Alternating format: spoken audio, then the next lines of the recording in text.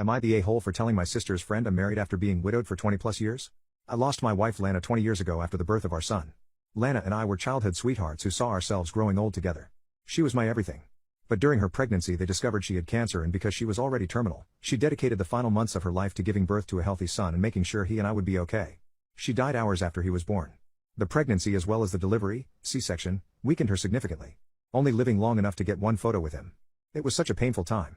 And I always knew I would consider myself married until I pass away as well. This was difficult for my family to understand. I was 26. They felt like I was young enough to bounce back fast and remarry and continue life with a new family and new love. But that never held any interest for me. I have never taken off my wedding ring. I have been asked out over the years and I always say no, and if pushed that I am married, and people rarely ask questions. Over the years my family have introduced me to women who they think could be the one to change my mind. It is something we have disagreed over. They even asked my son if he wouldn't like a new mommy when he was little, and it resulted in no contact for a while. They eventually apologized.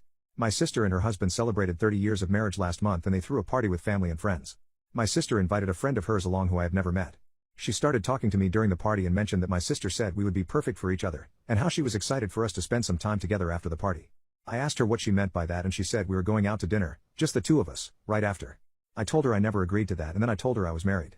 She got the idea that I was divorced.